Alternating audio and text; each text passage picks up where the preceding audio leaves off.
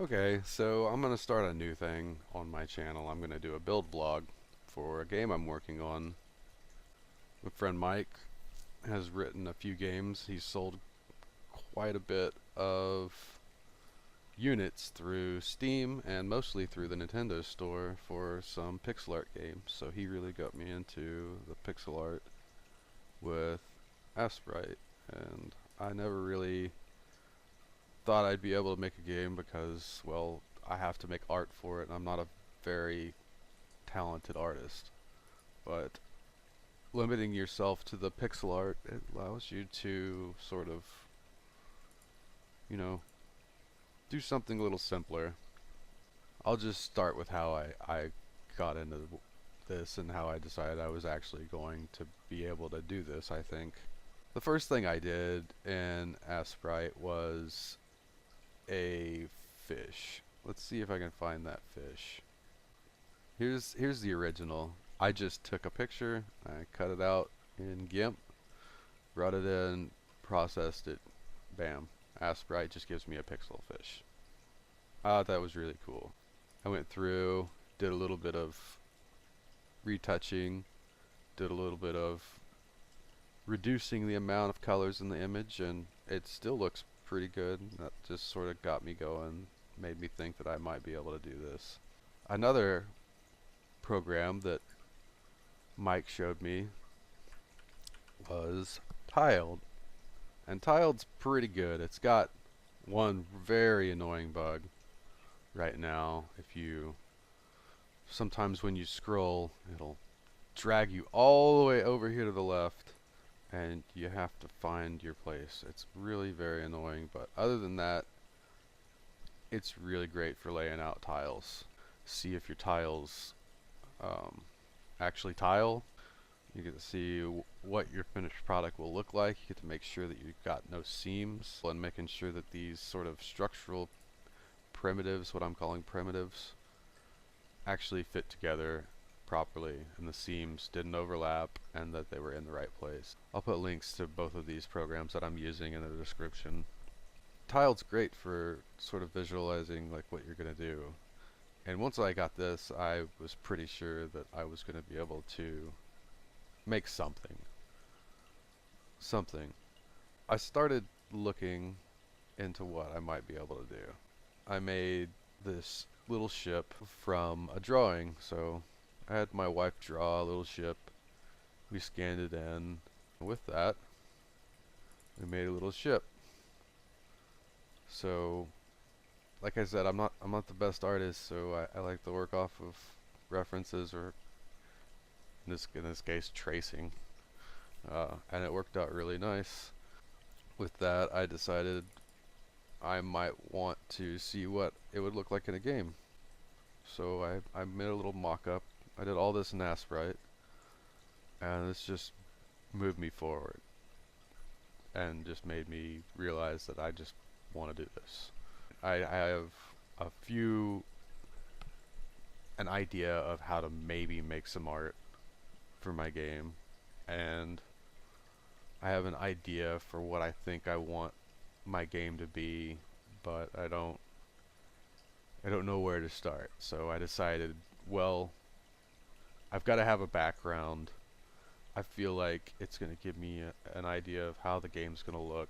I won't have to work on any really tough stuff like, weapons or anything. I won't have to do anything like that. I'll just be able to get something done, be able to see something. My idea was I want to automatically generate it. Because like I said, I'm not a very good artist, so laying out even the best tiles that I've ever made in my life manually is just going to be so time consuming for me because it's just not how I work.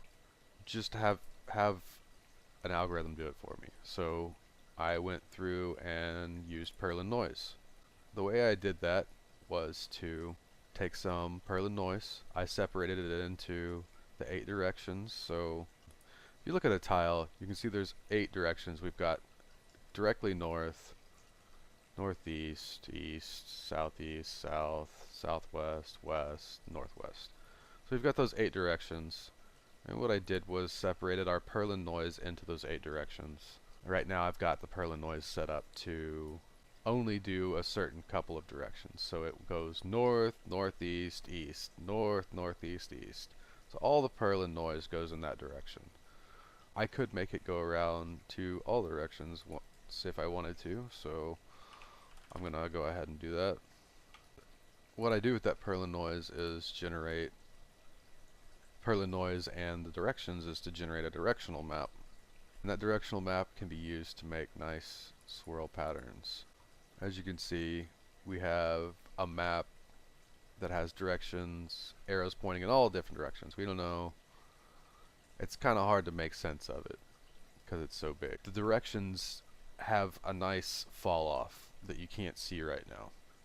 If we do a one-to-one translation of this to what I'm using as my directional tiles, we see that it looks okay. It gives us some sort of swirl patterns. Some of the tiles move in the same direction, but it still just basically looks like noise. There's no cohesiveness to it. So my idea was to get the ingress into each tile and then combine tiles together to make directionality. So these tiles go north, and as you can see, this one sort of spins around this way. So entrance into this tile would be from this direction. And the same with this tile. These tiles all go this way, but entrance into this tile would come from this direction. So these are special tiles. These are my corners. And the corners allow me to get much more directionality. So as you can see, this tile goes to this direction, and most of the directionality comes in from this direction. So that allows you to sweep in. So imagine the arrow points this way for this row from the map from before. Most of the direction into this tile comes from this direction. And it's the same for this, the same for this, and the same for this. You can see the sweep sort of goes this way because the direction comes in this way. Once I computed all that and found the ingress, you sort of connect the tiles. So let me go ahead and disable one thing, save it, and show you that. What I disabled was the rock fall, and I'll show you why. So this is the original map where we have a one-to-one translation, and this is our optimized directional map where we have connected as many things as we can. It looks much more connected. It does still look like noise though, and I want to make it look a little bit more natural, so take these long runs running north, and if the run is longer than one, just put some rocks at the bottom. It's called rockfall. And if I enable that, it's going to go ahead and give us some rocks. It's going to make it look much more natural. So remember this, and you'll see how much better it looks when we put a little bit of rocks in there. And you can see just with a little tiny bit of the rocks that it looks much more natural. It looks like some rocks maybe fell off into a ravine over here. And the same thing over here, looks like maybe they sort of fell off into a lower portion. So it gives it a little bit more depth and makes it look, in my opinion, much better. But it still looks very swirly. And the way that I fix that is to make my map a little less circularly directional. The arrows can go any direction they want, but I want to constrain that to a very short interval so that it sort of moves in one direction. It makes it look a lot less swirly. So what I'm going to do is I'm going to constrain that to north, northeast, and east. So 0, 1, 2. And this is going to make it so that everything moves to the north and east. And even though we're going to have swirls on the bottom that go a different direction, it's mostly going to move that direction. It's going to give us a much more natural look than this circular look that isn't really in nature very much. So, and as you can see, there's much more details in here, and the waves seem to sort of go in this direction, as you can tell. There's a lot more directionality in this direction than there is in this direction. There is some directionality in this direction, but whenever we find that, we just sort of break it up at the bottom with these, and so it makes it look sort of more three-dimensional in this way.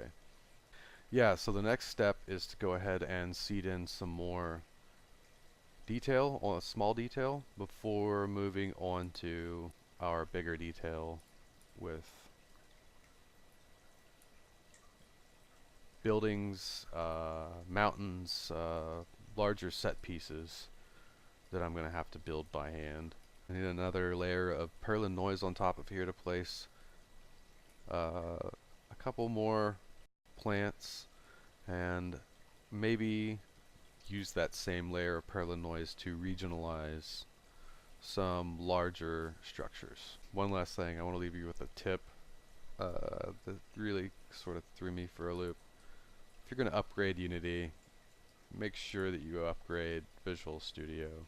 They don't upgrade together. It's pretty annoying. Tile map was not available in my version of Visual Studio. If I was going to leave you with one tip, to make sure that you have all the features available to you, I think it's actually much more important to upgrade Visual Studio than it is to upgrade Unity.